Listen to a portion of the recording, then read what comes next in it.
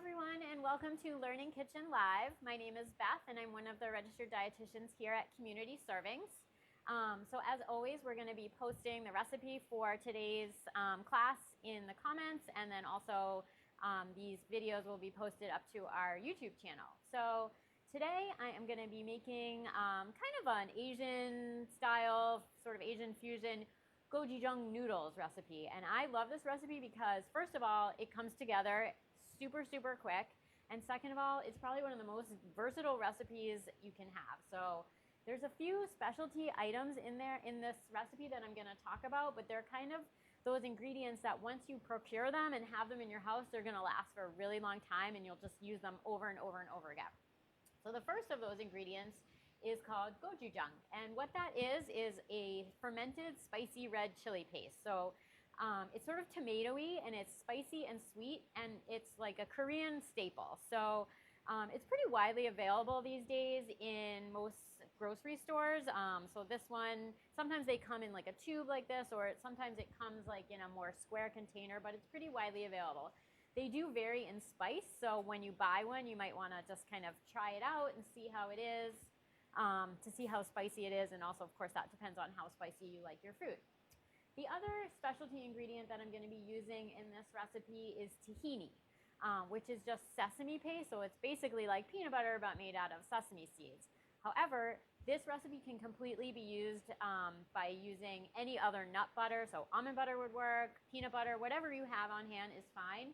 I personally like that sesame flavor, so that's why I'm going to be using tahini.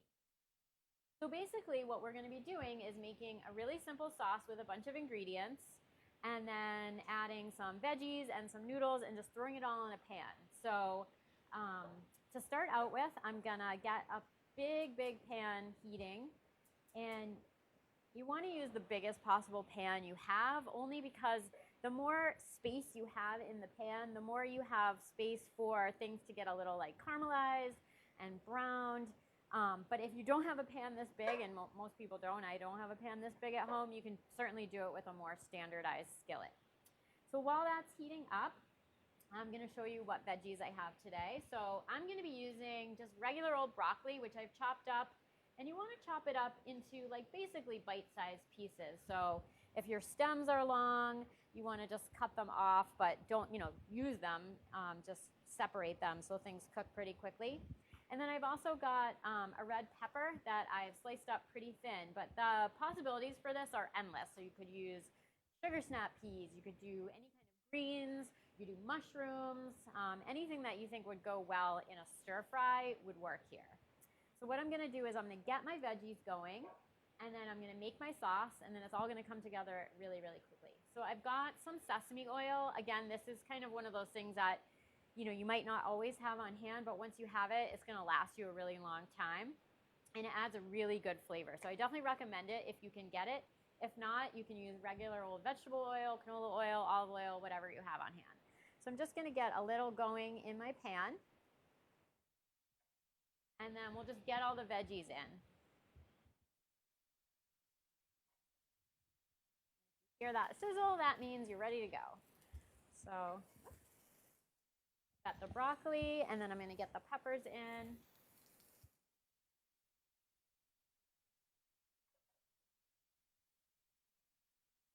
And I'm going to give them a nice toss just to kind of get them spread out evenly. But then once you get them in the pan, you want to let them sit a little bit so that they have a chance to get some good like browning and caramelization. Otherwise, you're probably going to end up getting more like a steamed veggie, which is fine, but I really think that the flavor of a little bit of browning and crispiness, especially on the broccoli and peppers, adds a really nice flavor.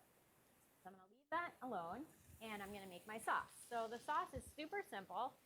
So we're going to start with some soy sauce. So I have a few tablespoons of low-sodium soy sauce. And then to that, I'm going to add the gochujang. So I have some from our kitchen here. So about a tablespoon of that. It's pretty thick, so you'll need to get it like moving. And then we're also going to use some actual just tomato paste. So if you like really spicy food, you could actually just do this all with gochujang, but I'm trying to keep it on a more medium level. So I'm gonna replace some of that tomato flavor that comes from the gochujang and use tomato paste. So I need about 2 tablespoons of that.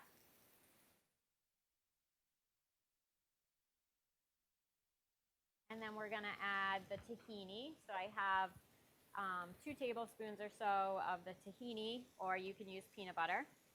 You just wanna make sure you stir it really well because it will separate. And I've got a little bit of brown sugar, so about a tablespoon of brown sugar. A little bit of sesame oil, which is also going to build up that sesame flavor. A couple of cloves of minced garlic, and you want to get it kind of small since it's not going to cook for very long. I'm going to give it a stir, and I'm going to see how thick it is because we're going to thin it out a little bit with some broth. But it will depend on, how thick your peanut butter is, how thick your gochujang is. So it's pretty thick like that. So I'm going to thin it out a tiny bit. So you can either use vegetable broth, chicken broth, or you can even just use water. And then, just whatever you're using. It's best to try to use a low sodium version just to kind of keep the salt down. And that way you have more control. So you can always add more salt if it feels like it needs it. But when you use the low sodium versions of things, then you have control over that. So that's the sauce.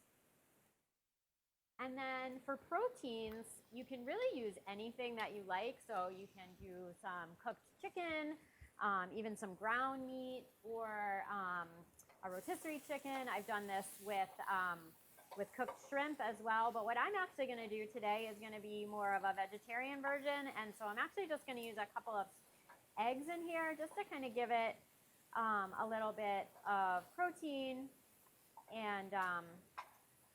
And you, of course, it's super versatile too. So you could do tofu, whatever you like, and whatever you have on hand. My veggies are starting to get a little brown, a little softer. So what I'm going to do is I'm going to let those go for 1 more minute. And while I do that, I'm going to get to my eggs. So you just want to take a couple of eggs and just crack them into a bowl.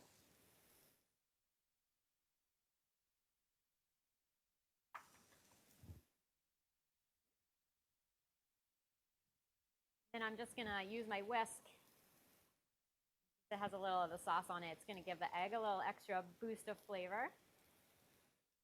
I like to reuse things as much as possible when I'm cooking because I don't really like to do dishes. So once you get that nice and scrambled, you're going to just push all the veggies sort of to one side of the pan to give yourself a little space. Since I'm using a non-stick pan, or a not non-stick pan, I'm going to give myself a little insurance policy with some extra oil. But if you're using a non-stick pan at home, you won't need to do this. Throw the eggs in that spot. And while they're in there, you just start stirring them so that they all cook through. This will take about a minute. If you've ever been to like a hibachi restaurant where they cook right in front of you, you've probably seen them do this. So once it starts to really cook through, then I can kind of start distributing back through everything. And this is pretty traditional for a lot of Asian dishes. And then finally we have the noodles.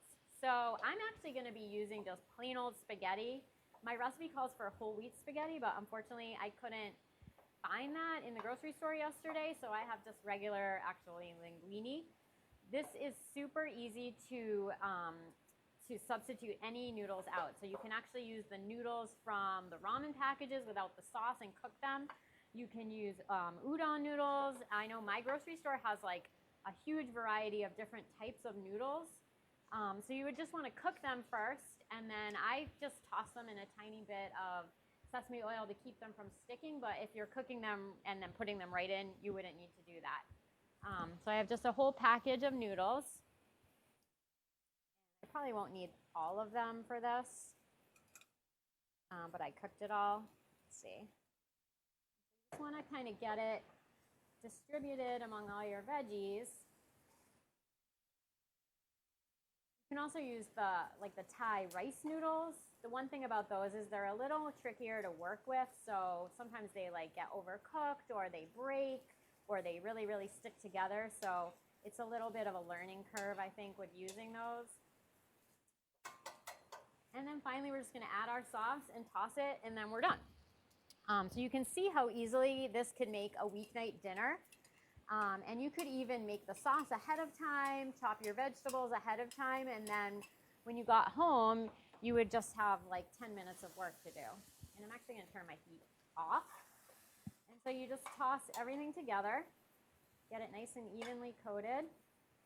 And then you could top this with like chopped scallions or cilantro or chopped peanuts if you like that too. And that's pretty much it. So as you can see, I have a super simple, super versatile, very veggie-filled, healthy weeknight dinner that can come together in about 10 minutes. So I hope you enjoyed this episode of Learning Kitchen Live, and I hope you'll try this recipe. Thanks. Have a great day.